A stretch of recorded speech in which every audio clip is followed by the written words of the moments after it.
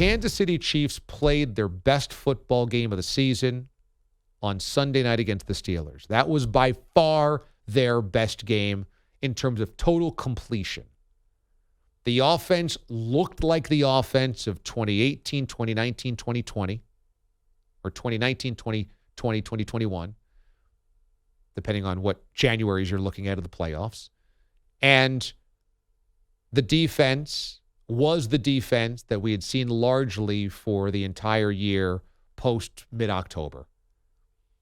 A combination of those two things actually makes the Chiefs the best football team outside of the Packers. I still think it's the Packers, although you could make the argument the Chiefs are the best football team in the league when they've got the offense that looks like the old offense and then the defense that's been the strength of the squad this year. But the Chiefs throughout the season have worried me because either they've been waiting until it matters to turn it on, or it's been hard for them to fire on all cylinders. And I think it's the latter. I don't think they've just been waiting in the weeds to turn it on because at the end of the season, they had a crucial game against the Bengals to have home field advantage in the bye in the playoffs, and they blew it. And they knew what was on they knew what was on the line in that game. And then the game against the Broncos to wrap up the season, again, on the line, was trying to get the 1 seed, and they messed around and nearly let Drew Lock beat them until they got a huge defensive stop, the fumble recovery, and the scoop and score.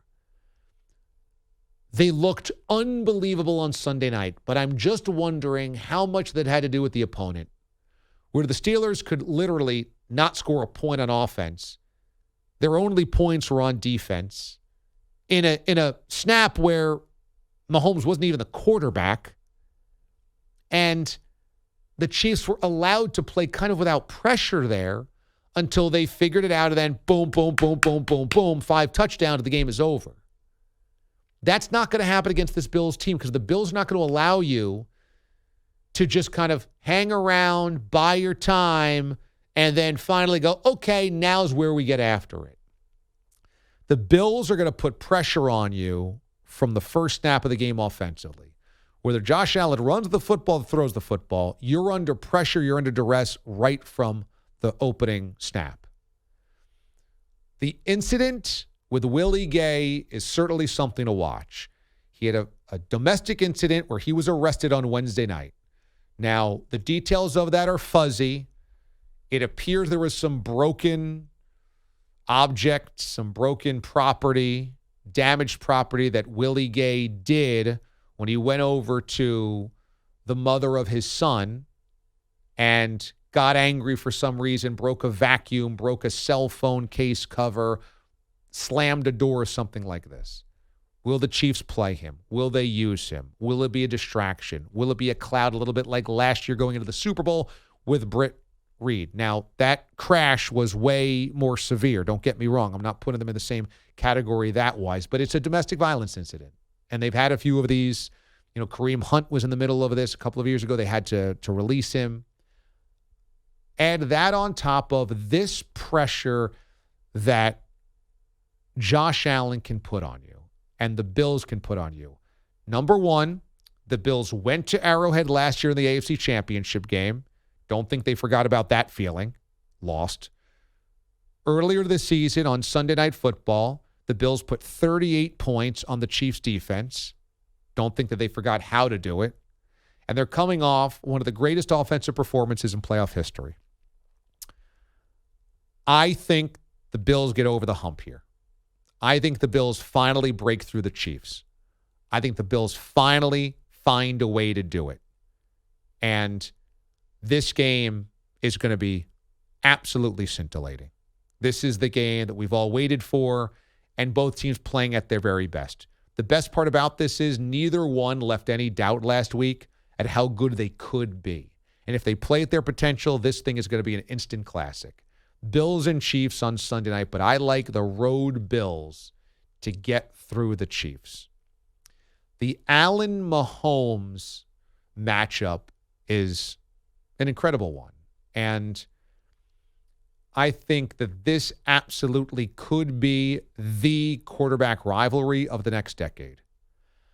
I hesitate to say Brady Manning because those two guys are two of the greatest quarterbacks ever to play the game, NFL 100 guys, and between the two, Mahomes and Allen have been to one Super Bowl. I'm not putting them in Brady-Peyton category yet. But what I am saying is, in terms of two QBs right now that you would buy stock on and you'd say, that's our Sunday night football game, week 12, every year for the next 8 years. This is the matchup. Do I love Joe Burrow? Absolutely. Do I love Justin Herbert? Absolutely. Do I love Lamar Jackson? Absolutely. Could I see some of the other young guys like a Trey Lance, like a Justin Fields, being great young QBs, Trevor Lawrence, etc.? Absolutely. But if you're giving me the option, here is the proposal. D.A., you're the football god. You get to decide. You've got their ear. John Facenda up at the pearly gate says, you choose two QBs. It's the Sunday Nighter, Week 12, like Manning and Brady for the next 8 years. And no matter what, you've got to watch them, good or bad. Who are you taking? I'm saying the next 8, I want those two guys. Because I think those two guys elevate those two franchises to be either A, hyper-competitive, or at least B, hyper-entertaining for the foreseeable future, and I'm not worried about it. Again, I love Joe Burrow. I love Justin Herbert. I love Lamar Jackson. Those guys are going to be really good for a really long time. But the next 8 years, I think Chiefs-Bills has a really good chance to be that matchup we all want to see on a Sunday nighter every single year, just like Peyton and Brady was. Now, last year, advantage Mahomes. This year, advantage Josh Allen. This is now for the trilogy, and it's the biggie.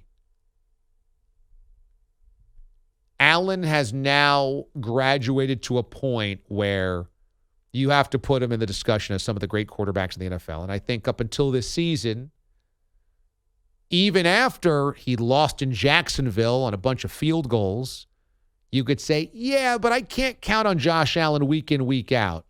I think now, seeing how the Bills kind of pulled it together late and then what they did last weekend, this one, it's hard to imagine Josh Allen playing poorly. I will say, let's leave that door open because Josh Allen torched the Patriots twice in the last month. If he runs into a good Chiefs defense and lays an egg like Robin did, then, we can't keep saying he's the next. He's got to do it now. He's got to keep doing it. That's what Patrick Mahomes did 2 years ago. He kept doing it. But this one should be just a dandy.